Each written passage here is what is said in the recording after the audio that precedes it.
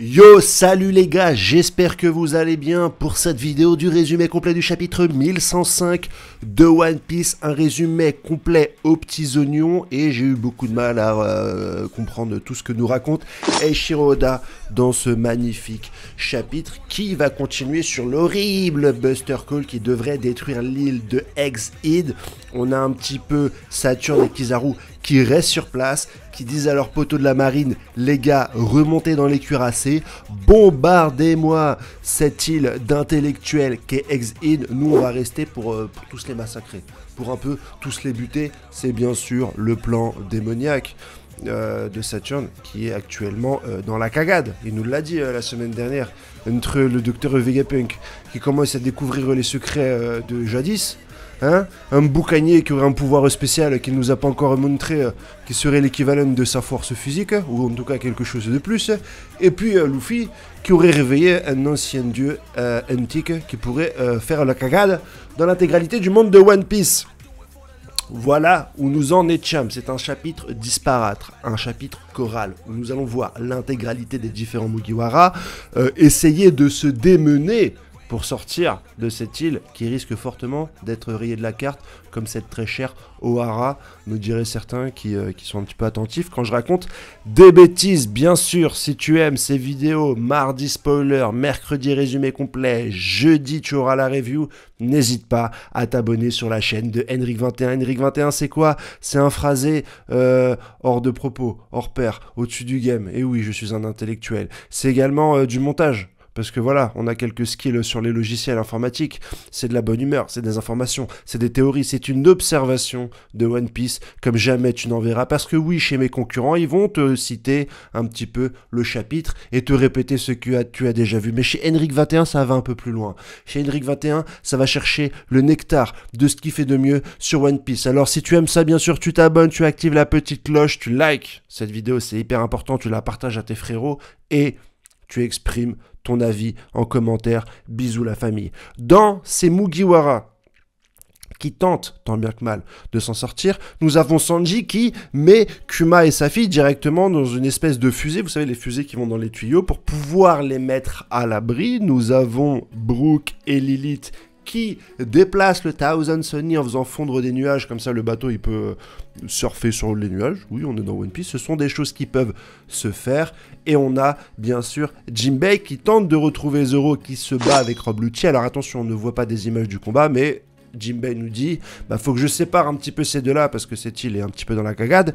Et aussi, faut que je fasse en sorte de savoir si Zoro ne s'est pas perdu. On connaît Zoro et sa faculté à retrouver son chemin lorsqu'il est un petit peu isolé des autres membres du groupe, bien sûr. On retrouve aussi le personnage de Luffy avec cet énorme pétard mouillé que nous a fait Oda la semaine dernière et qui a fait couler tant d'encre parmi la confrérie des youtubeurs. C'est bien sûr le personnage de Luffy qui a disparu, non pas pour faire quelque chose d'extraordinaire ou de rocambolesque, non, il est juste parti manger, se goinfrer, nous le retrouvons au sol, le ventre énorme, comme il a l'habitude d'avoir après ces frasques de nourriture et de consommation hors de propos. Et nous avons aussi Nami, Robin et d'autres personnages qui sont à l'arrière du labo. Voilà, tout le monde se prépare à partir. Je pensais que tout le monde allait plutôt se réunir pour bénéficier du pouvoir de Bartholomew Kuma qui pourrait les téléporter ailleurs, mais l'auteur en a décidé autrement.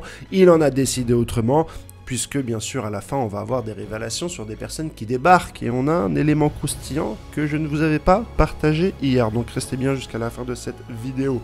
Kizaru de son épée coupe le tuyau abritant la fusée et faisant tomber Jawar Bonny et Kuma qui retombent sur l'île et qui sont encerclés de quoi? De pacifistas, et ils trouvent ça terriblement stupide et machiavélique, ce cher Saturne, puisqu'il dit voilà, c'est le comble de l'ironie, Kuma, tu vas te faire tuer par tes propres clones, tes propres créatures quelque part. N'est-il pas sadique, ce Saturne, hein? N'est-il pas méchant, n'est-il pas vilain?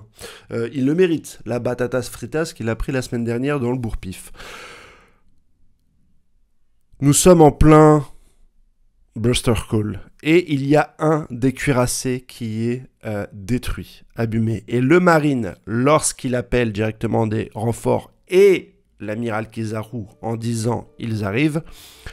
Dans le résumé complet, le « il » a un S. Donc, je serais quand même porté de penser qu'il s'agirait de l'équipage de Barbe Noire. C'est comme ça que je me positionne moi, puisqu'on les a déjà vus introduits un petit peu sur l'île avec ce drapeau qu'on a vu. Alors, est-ce qu'il y a Barbe Noire? Est-ce qu'il y a seulement les membres de son équipage? On pourrait penser également aux révolutionnaires, mais Dragon a cette logique, souvent, d'apparaître comme ça. C'est très certainement lié à son fruit, le fruit du vent. C'est pas quelqu'un qu'on voit se déplacer. Généralement, lorsqu'il arrive, on voit plutôt une tempête se former, ce genre de choses qui indique que Dragon est dans le coin. On le voit rarement apparaître. C'est pour ça que je ne placerai pas en première position les révolutionnaires. Et enfin, potentiellement peut-être la Cross Guild qui commencera à bouger, pourquoi pas, et qui un petit peu leur permettrait de rentrer dans le game, parce que jusqu'ici, même si Baggy dit oui, il faut qu'on aille pécho le One Piece, c'est quand même le seul groupe, le seul empereur qui est complètement isolé de la course au poneglyph, puisque bah voilà, Barbe Noire il a chassé l'eau, Shanks il a chassé Kid, Luffy il a également les Rio Poneglyph et il est sur Ex-Id et puis il va plus ou moins aller sur Elbaf où il y a Shanks, voilà, ils sont tous plus ou moins interconnectés, sauf la Cross Guild qui sont pour l'instant isolés sur leur île du cirque et qui ne servent pas à grand chose. Ça serait bien de les connecter, et ce serait peut-être une occasion de le faire là directement dans ce chapitre. N'hésite pas à me dire en commentaire toi ce que tu penses. Si tu souhaites t'abonner à cette vidéo pour le travail que je fais chaque semaine, mardi les spoilers, mercredi le résumé complet, jeudi la review, t'hésites pas à t'abonner, ça me fait hyper plaisir, c'est comme ça que tu me montres un petit peu que tu me soutiens. Donc si tu aimes ce que je fais et ce travail rocambolesque que je tente d'abattre chaque semaine, n'hésite pas à t'abonner mon cher ami. Je vous dis à demain pour le chapitre 1105 et la review beaucoup plus précise, beaucoup plus nectareuse. Allez, passe une bonne journée. Ciao, bye bye.